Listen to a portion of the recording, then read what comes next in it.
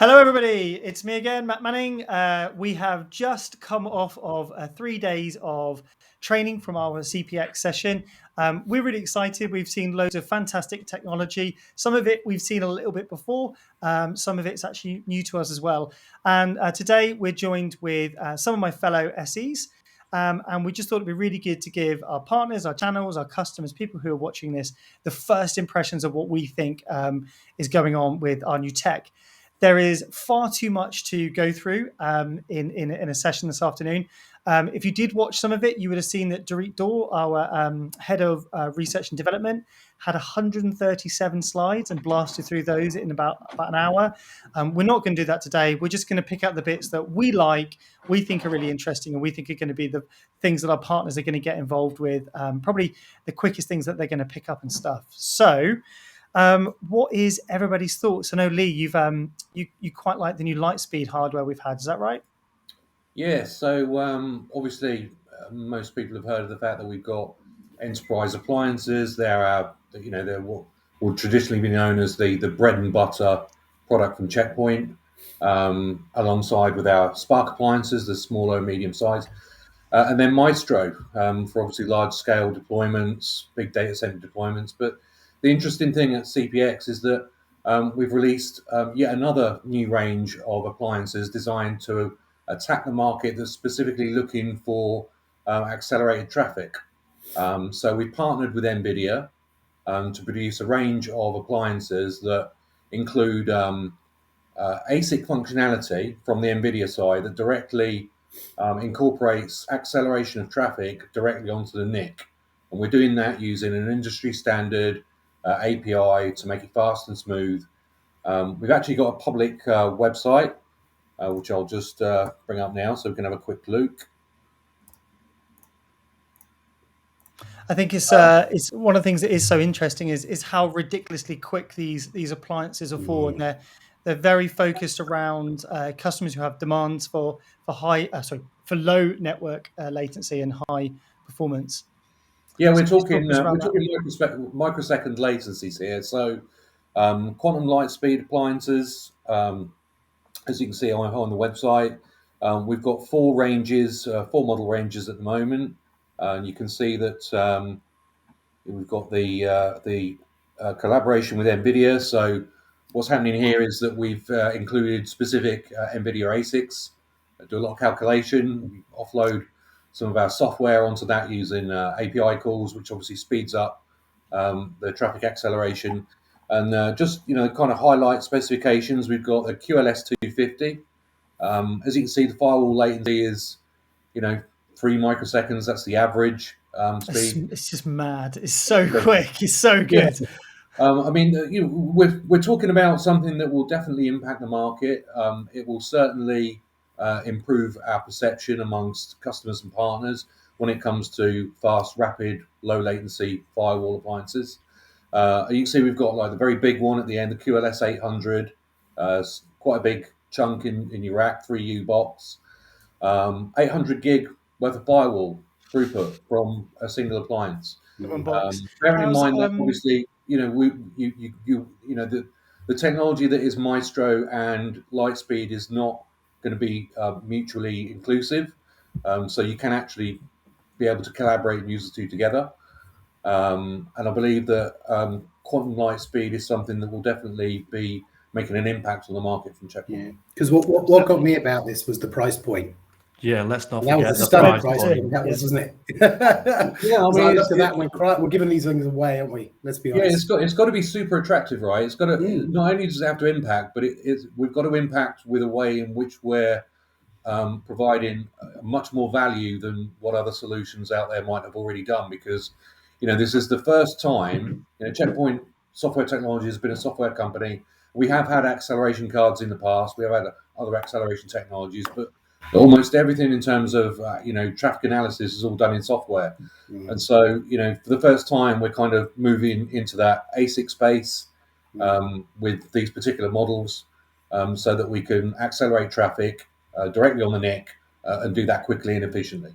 Because what I liked as well, I don't know if you caught the bit that Dorit was talking about, the long-term nature of that, and how At the moment, it's just firewall, right? So, there are far too many people that only have firewall, right? But they like it.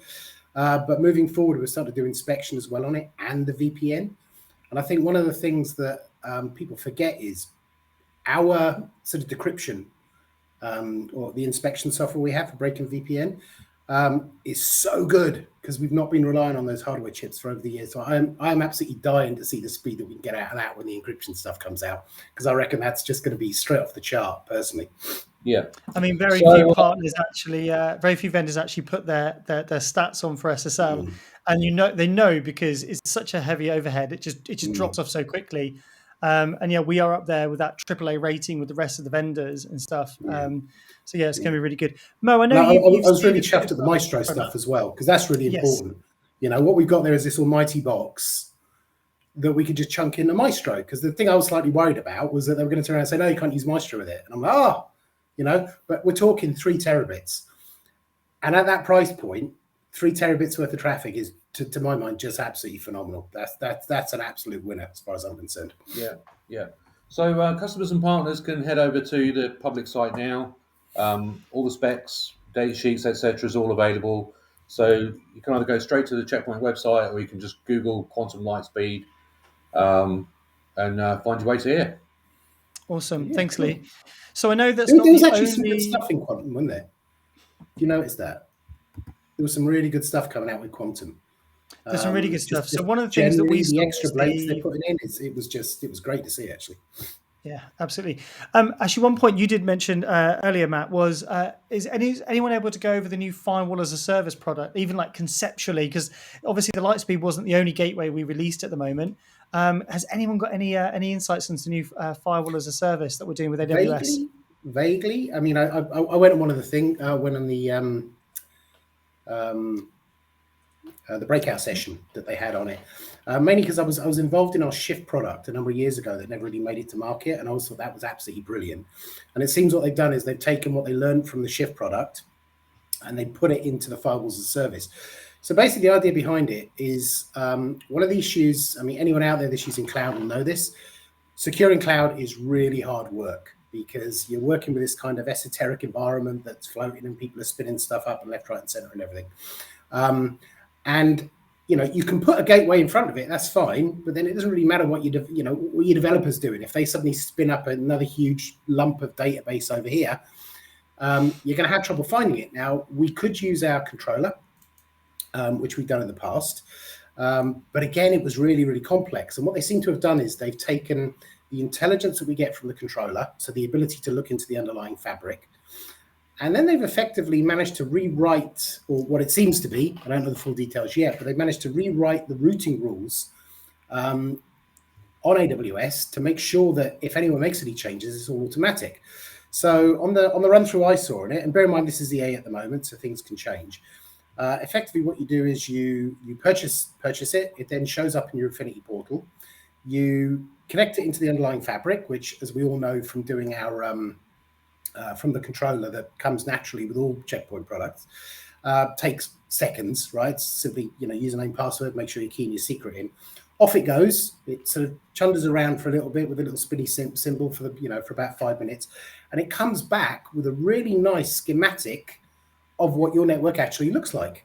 So it's this VPC is doing this and this VPC is doing that. Once it's kind of discovered stuff, you can then have a look at it and decide whether, well, actually, I want to protect that, but I don't want to protect that, or, as often quite usual with anything that happens in the cloud, where the hell did that come from, right? I didn't even know that damn thing existed. Who the hell put that there?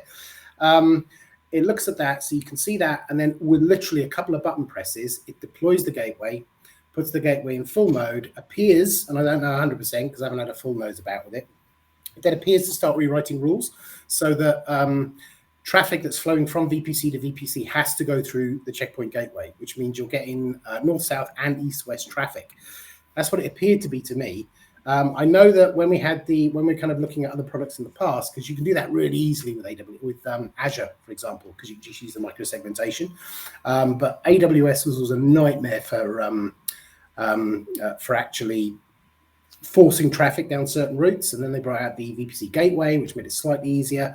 And from what I can remember, because it's been a long 3 days sat on my backside on this chair, watching everything, what I can kind of sort of remember at that point is that it appears to be using something like the VPC gateway to actually funnel traffic into our security gateway, but it's the ease of deployment, and because it's fully API-able, whether it comes out this at launch or whether we end up in that sort of situation, but it's going to be able to monitor what's going on at the back end and bring stuff in security. So I genuinely don't know of any product on the market that does that. I mean, I could be wrong, right? I don't.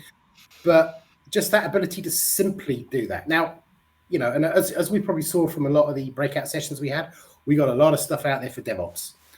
We just bought, hey Ash, how you doing, mate? We just bought Spectral, which is doing all the CI/CD stuff and infrastructure as code and looking for bad secrets and all that sort of stuff. But actually, the majority of people that use the cloud don't use it in that DevOps environment, right? The good old-fashioned, what we would call a hybrid environment. So they just go, I've got my DC. I now need to move that up into the cloud because it's cheaper, more available, all that sort of stuff. How do I do that? And that's actually the majority of people that use the cloud. That's how they do it. This was a great product for them. I mean, it is wonderful that we got all these amazing things coming out in the CloudGuard area. I mean, some of the stuff on that we're doing for the developers and some of the way that we're changing with nano agents and stuff, that's phenomenal. But actually, for a large rump of people out there, this was absolutely ideal. I absolutely loved it. So I think, keep your eye on that one, because I think when it properly fully launches, when it comes out of VA, I think that could be quite a defining moment in helping our customers move out into the cloud safely without, to be honest, scaring the hell out of themselves, because most of them really don't like doing it. It's it's an alien environment to most of them. But it's interesting to see us moving towards adding more SaaS consumable services, because obviously Checkpoint as a legacy company has primarily starts its business off as a firewall company and having firewall appliances. We have small to medium business boxes. Then we move into virtual systems. Then we move into public cloud. And so, in my opinion, it was probably only a matter of time before we did decide to produce something where it is, firewall as a service. And just touching on that point, there has been a lot of improvement and a lot more things added to the Infinity portal, which is where those services are essentially consumed. Yeah, and again, one of the things about that is that that's what customers want. They want SaaS services. That's exactly AWS is basically a SaaS service, right? Yeah. So you don't have anything with AWS, and the customers like it. So it's absolutely brilliant that we're doing that. Everything's coming to our Infinity portal. Yeah, that's the beauty of the Infinity portal. I think when we started working with this last year, we knew that was going to be the future of new services that were going to be developed, and being able to manage everything in one place, having your logs in one place. And I think after seeing CPX, we're really seeing that coming to fruition now. When you start looking at things like Infinity Next, when you start looking at DLP Next, where essentially you have this unified access control policy where you configure something once, and then with integration with nano agents deployed either on devices or on gateways or wherever it may be, that policy then is passed and then pushed out to where it's needed and applied appropriately. That for me is the game changer. It's the game changing stuff where, like you say, unified assets and having those nano agents on, whether it's the AppSec or IoT, DLP, and then being able to just sort of integrate it using the APIs into whether it's SIEM platforms, whether it's using the Threat Cloud API, all of that done through the Infinity portal. Like I say, it is just game changing stuff. Which unified policy? I was going to say, which unified policy does everybody want first? So for me, I think it's for me personally, I would like it to be user acquisition. So you do like sound authentication once, and it's like firewall, mobile, and email. That for me would be my personal choice. I know DLP was one of the first ones up there, which I thought was an interesting sort of choice. Anyone else? Ash, like Lee, Scott, like what would be your first choice if you were like working in R&D? I think, as you just outlined, cross-talk between platforms and devices, applications for user authentication, and capturing the user identity is probably the top three for me. Yeah, I'd probably say reporting is the big one for me. You know, having the ability to report across multiple tools, especially now with the kind of sprawl of what we're, the checkpoint capabilities. I think once we can start to centralize that, and obviously with the data tube piece, it's an infinity event. It's quite an exciting proposition. Well, that's actually closest, because I've been showing it to customers to kind of give them an idea of where we're going, but I've not been enabling it for them. I don't know if anyone can actually get it up on a screen and share their screen, but Infinity events, I think we're looking at hopefully middle of this year, like massive caveats. We don't work for R&D, but you can actually enable it and start using it now, because it's there as one of the customer consumable betas. So I think already, what did it take in? Smart One management station, mobile, email, and office and collaboration. Is that right? Am I wrong? Yeah, I mean, XDRs and the event is covering kind of all vectors, including cloud and mobile. So yeah, that should incorporate everything into that one platform. Yeah. I mean, what's everyone's thoughts on the way the Infinity Portal's going? I mean, Mo, you got any thoughts on that? I think it's really interesting, especially around the MSSP stuff. So I got to see, certainly I got to see the endpoint side of stuff with the MSSP view. So if you've got multiple customers at a higher level, you can see all of their tenants and what the current sort of high level overview is of that estate. It's really useful, because if you've got that on a screen somewhere, you've got 10 customers onboarded in your Infinity tenant, and you can very easily just see, what my customers look like, good or bad. I saw some of the SMB cloud management portal coming into the Infinity portal as well. So that'd be really good if you've got multiple customers where you want to have, them being managed from that single portal. So yeah, I think, it's really good to be able to see all of those products coming inside, and then, XDR kind of brings it all together, being able to detect across applications, remote operations, threat hunting, all the intelligence being shared inside that platform. I mean, because that's just, I've always felt the Infinity Portal. So, a few years ago, all we had was management, right? Smart One. But that gave you a single unified vision of all of your gateway estate. That was amazing. Then as we start getting more and more products on, we started to fragment a little bit on that, because it was like get into this, go into that, go into the other. And now I think it's taken a lot of work. I've spoken to a few people at HQ, and it is not an easy job, right? We tend to think, just slap it in the portal. It's incredibly difficult to do. Not only is it difficult to do, it's very difficult to do securely as well. I mean, you can see a hell of a lot of time doing that. Yeah, you can see the beginnings now of the whole ecosystem story being sewn together. So let's look at the kind of things that there are in Infinity Portal already, and the things that are coming. So, Smart One Cloud, manage your gateways, whether they're on-prem, public cloud, doesn't really matter. And then you've got endpoint, got full endpoint suite, cloud posture management, Cloud Guard workload. You've got things like Cloud Guard Connect, including the client side, so you can organize your policies from a user perspective, but also branch offices. There's just so much going into the portal now, because the market is leaning more towards the consumer type services and less of deploying things on-prem. Whilst on-prem still has a life, and there will always be on-prem deployments, you can certainly see the shift towards SaaS-based solutions and consumer solutions that make it not only easier and faster to deploy, but obviously everything's then centralized. You can log in, from pretty much anywhere, configure stuff up from any kind of web browser.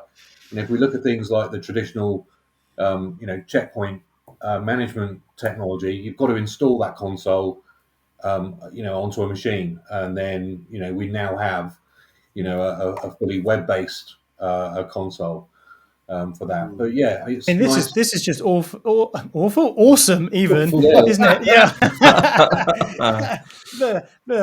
You could exactly here. Smart One Cloud, Harmony, Email and Office, and Endpoint, and Harmony Connect as well. I missed one. Harmony Connect, all integrated into one platform, which just shows where everything is feeding in.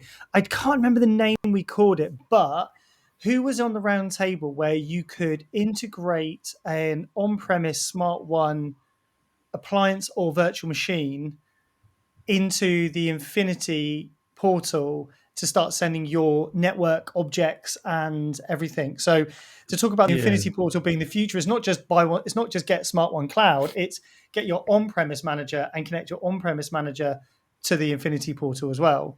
That was, I thought, was pretty cool that even the on-premise solutions are being integrated for telemetry and configuration, consolidation and stuff. I think that's very cool.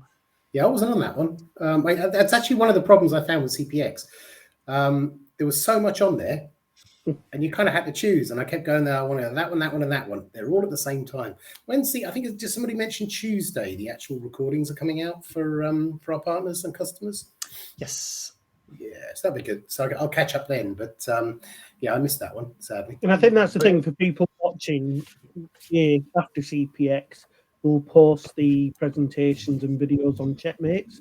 So keep your eyes open for that announcement, and there'll be links shared.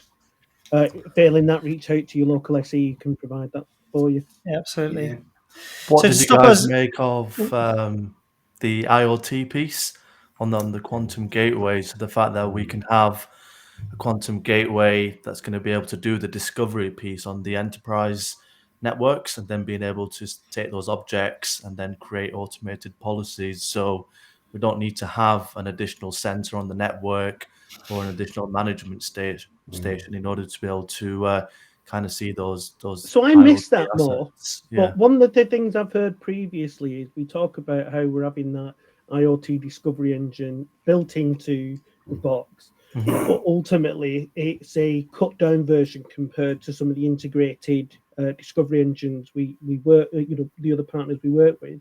But based on the technology I've actually seen, it's pretty good. So I'm wondering what's actually cut down, because it looks fully featured to me in terms of just the number of devices that it can detect. Yeah, from what I've seen, it's IoT, so it can only do stuff leaving. What it can't do is, because obviously it's got to go through the gateway. So if you've got two devices chatting away in the network to each other, you can't really see if he's going on there. So it can't do that. But I believe they're looking at something like that, sort of long term.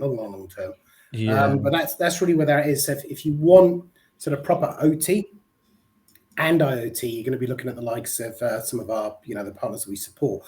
But I think the impression I got was that if you go with, the ones that we support, Mitigate, Oda, Clarity, Omis, they have huge databases of stuff. They're very specific industries, right? So if you're looking at, if you're saying my customer is NHS hospital, whatever, you're going to want to go with like a Medigate or a Clarity, somebody who specializes in medical devices.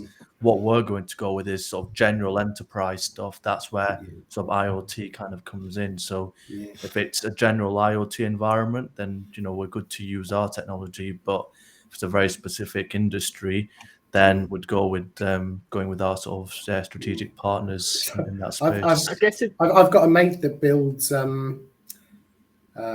sort of builds control systems for big sort of utilities and the like. And he said the funny thing is that the operating systems we use are from the 1970s and literally haven't been patched since. But then again, you see, I mean, what we're looking at, if you look at with the IoT, look at things like printers, look at photocopiers, look at IP cameras, right? They're in almost every single office that anybody has. When you're next to the customer's office, or anyone that's watching, if they're in a customer's office, look at the amount of devices they have there that aren't a PC and aren't a server. There's actually quite a lot of them now.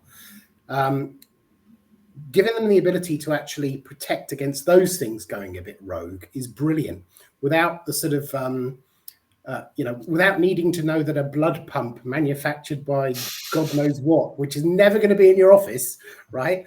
And I think that's where it really shines, for that sort of low level of organization, not low level, that's a bit of an insult, but that kind of organization only in enterprise, but they're going to have stuff in there. It's going to be loads of stuff that people just don't. It's always happened when you go in and say, how many assets have you got connected to the network? Just scratching their head and say, oh, maybe 250. You do a scan and it's at least double that what you've kind of discovered on the network. So It's every time. So yeah, I think what was interesting was also the zero trust aspect to it.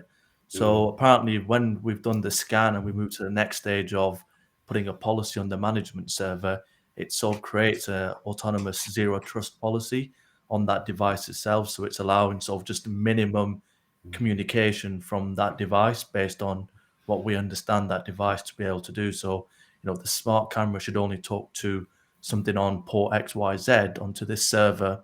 That's it. We're not allowing it to do anything else at all, which, makes it really easy than sitting there scrolling through admin guides to try and find out what ports and services and destinations need to allow for all the devices in the network. I wonder That with was the a- ability Sorry, to go on. consume third-party threat intelligence feeds, if we might be able to start exposing the intelligence from one of those more strategic IoT players. If we could import the intelligence that, say, a Metagate has into one of our gateways, surely we could start to be able to categorize all of those, more advanced assets. The two main points I took away from TJ's presentation when he was talking with the guy from Microsoft was a lot of the technology we're developing. The common theme that's across it is automation and also simplicity. So it's got to be simple to use, it's got to be easy to use in order for people to want it and for it to sort of have a good take up. And then that automation is with the amount of devices, assets, and different services that we need to secure. It's that automation which is going to allow us to do that at pace, really, and sort of in volume. Yeah, because I mean, one of the, you speak to any single one of your customers, or anyone that's watching speaks to their customers. Generally, the security team is 2 people, 4 if you're lucky, right? They could be looking after 10 to 20,000 heads.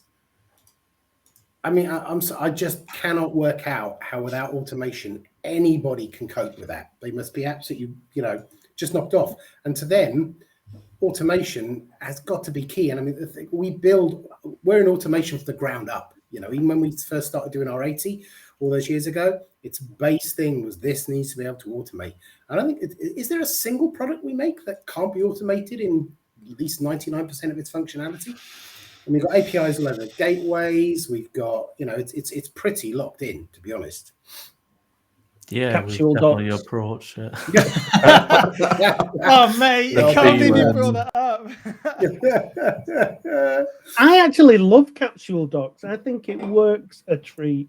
I do, and having that digital rights management on, I do. It's such a simple concept. It's such a simple concept, which is like, no one gets anything unless you try, don't be too clever about it. Just block everything and only bits through that you need and stuff. Really. So, but it's interesting what Matt was saying about the about like obviously automation, the API side of things. Did you guys see that presentation for one of our elite partners from another country? I don't know which country. I want to say Spain, but I'm not sure. I could be being horrifically picking out there based on the name of the company. And they showed their platform of what they did around what they'd built around automation around just R80 for management. Did you guys catch that at all? I didn't. Wish I had. So this was a partner here who had this is one of the things they sort of showed. And they essentially created this. If you look at some of the things that are on the side here, their ability to automatically collect information and control the access to who has the ability to manage multiple customers, because they're an MSP for Checkpoint gateways, be able to go into the management, do reporting and things like CPU and memory utilization. All of this has been extracted through the GUI. And they've just taken a huge amount of features and built this. And this is just one guy. This is just one developer across one product. And they hadn't even looked at stuff that was in the Infinity portal yet. This was just the on-premise gateways.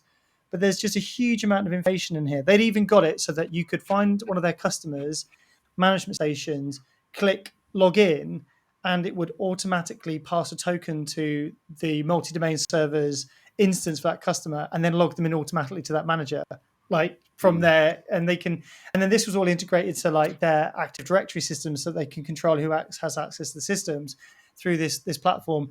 And the point they made, which was what you were saying, Matt, was automation isn't not a nice to have for them, they said it is a necessity that they have this level of automation. Otherwise, their business can't function. If they're managing 300-400 gateways for customers, automation is absolutely necessary. And this is just from the file product, let alone the rest of it. Sorry, that's a hell of a bright customer. Mind you, all our customers are It bright. just becomes administratively prohibitive, doesn't it? So once it needs to scale. And automation and automating things is one of those things that allows businesses, particularly those that are running managed services, to scale. So, I was asked just this week while we've been at CPX by a very big partner of ours. They're looking to automate deployment of gateways, and it just goes to show you that the API, the management API for Checkpoint, was probably something that had been asked for by customers for a long time before it actually appeared. And we're now at the 1.8 version, and there's something that you can do in our management software known as large scale management, where you can create a security profile, device profile.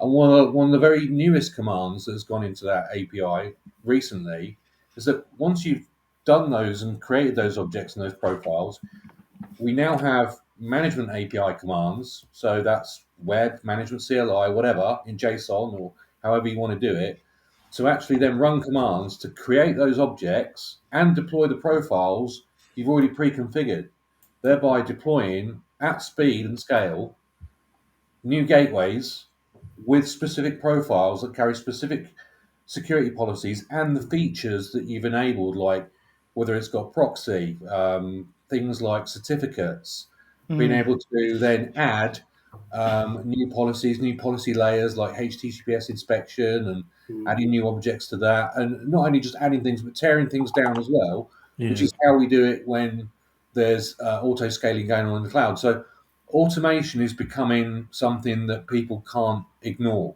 And that's why we integrate with lots of other different third-party tools and developer tools. And that's when people then start talking to you about DevSecOps and DevOps.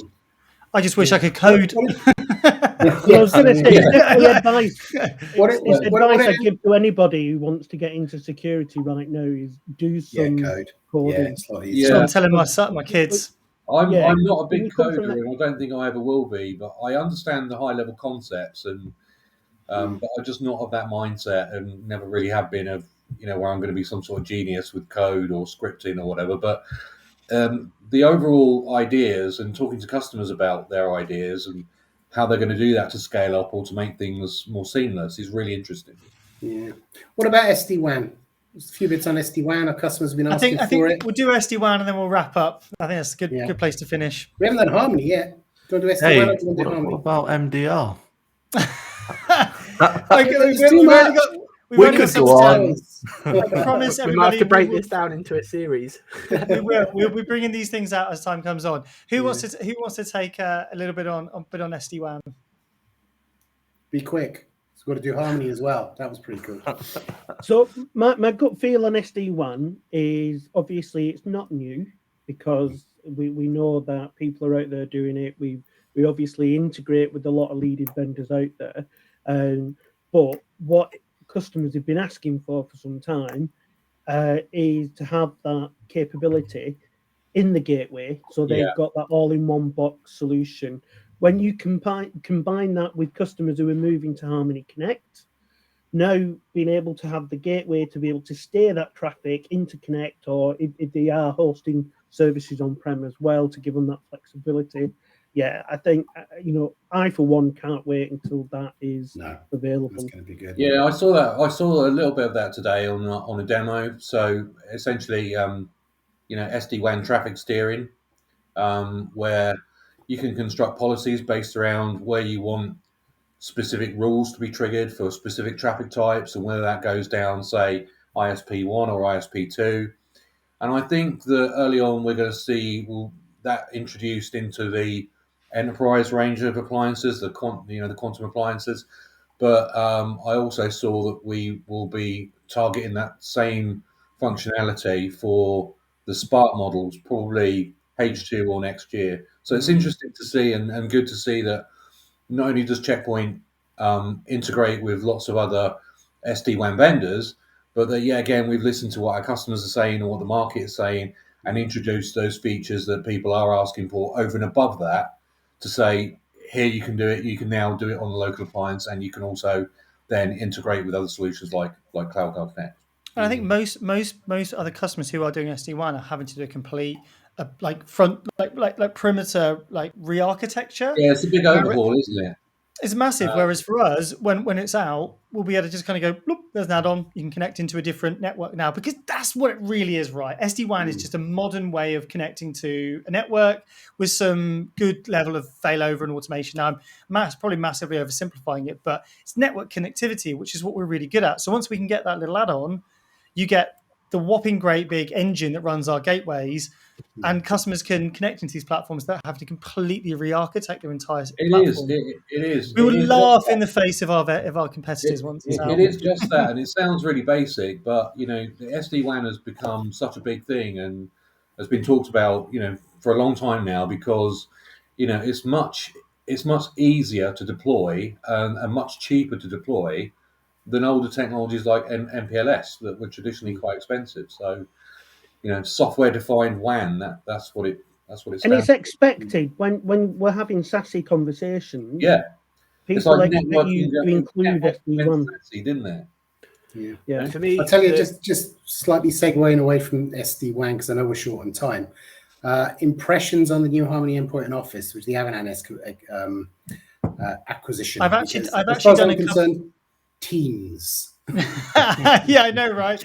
Yeah. All I wanted to know. Teams. I've done a couple of POCs on it already. I happened to catch setting up new customers' demos just as it kind of was launched in the background and stuff, and it is awesome. I don't know what anyone else thinks, but I think it looks fantastic. And like Matt says, team security, like 2022 is going to be such a big year for it. Yeah, let's not forget it's doing supply chain attack protection, which looks really interesting. So you can see, the visibility of suppliers that you're kind of dealing with, and seeing if somebody's been compromised. Archiving's coming in, integrating with Seam, all of that stuff into email and Office, like you say. So email encryption as well. Yeah. So the email encryption capabilities, as well as being able to integrate with Microsoft email encryption if you've got it as part of your M365 package. Password protected attachments as well. I do apologise, by the way, Manning, but the sun's going down on this bunker I'm in.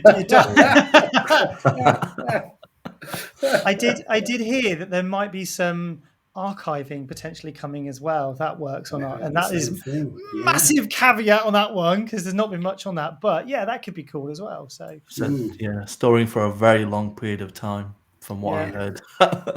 I could be completely lying. I don't know. But it makes sense, because obviously part of email and collaboration, what it does is it straight away when you integrate, it scans back the last 2 weeks worth of emails to look at your attachments, your links, etc. So it's just an extension of that, and similar to what we do with Smart One Cloud, we just have a SKU where you buy some additional logs and retention periods. So I can absolutely see how they would do that. It's not far fetched. What got me as well was because I didn't, as you know me, I'm not that big into the remote office stuff, more of a cloud person. But what got me when I was watching the stuff from the Avanan guys was how good it is. It's like it's right at the top of the stack. All the other competitors out there kind of come bibbling about round about midway, and the Avanan acquisitions up here. I mean, that was a canny purchase. That was. I mean, you see it in POCs. Like, how many people here have put Harmony email and collaboration, that in the second layer where there's already an email gateway in place, and then it comes through, and you turn it on, it goes back to, and you sit there and laugh your head off because it just starts blinking red because all these things start coming up, and you're like, within the minutes, customer's like, oh. And I'm doing one at the moment, and there's hundreds of like phishing attempts that have come through, and you dig into them and like, yeah, that's definitely phishing. Like, that shouldn't have got through. That shouldn't have got through the first gateway, and that's a competitor. So yeah, I think it's really, really good. Go on, Matt. I think there's not much more. As our Matt is our boss. Go on, Matt. Let's sign us off and let us all go and get some well-earned rest, because we're all absolutely broken after 3 days of 3 days of sat down. Yeah, exactly. So I think that was a cracking CPX. Really enjoyed it. I thought the platform was great. The content was amazing. It's a shame we weren't all in Vienna. I'll be brutally honest, but obviously next year, I think that's going to change. We can all be out there and we can be presenting this, nursing hangovers and extremely tired because we haven't had any sleep and we walk around a huge conference hall for about 3 days. But I think it's great. I think there's some great product coming out. I think when our partners sort of have a look at this and you're watching this video, I think you're going to see that this is Checkpoint really growing. Great range of products, great CPX. Looking forward to the year. That's good. Can we have Friday off? No. Oh, you got to try, haven't you? Wonderful. Well, thank you, everybody who has stuck with us this long. This is the first time we've got all of us together, and we're all so excited and jumbling over the top of each other. And that's probably because we've actually had sleep. Normally, we'd be like trying to eat bagels or something in an airport, trying to find our way back to our flight. But thank you, everyone who is still watching and is stuck with us. Like who said? I think Scott or Lee said, reach out to us if you're a partner. Reach out to your resellers if you're a customer. There's a huge amount of stuff in the background that's going on, and we will be bringing more of the new content to this channel as the weeks come on. And if there's anything you want, please leave it in the chat, and we will do what we can to kind of to get this to you guys. So thank you, everybody, and I'm going to go and eat some food and relax and get some sleep after a long week. Take care, guys. Cheers, See you tomorrow. everyone. Later, guys. Everyone. Yeah. Bye. Thanks. Bye.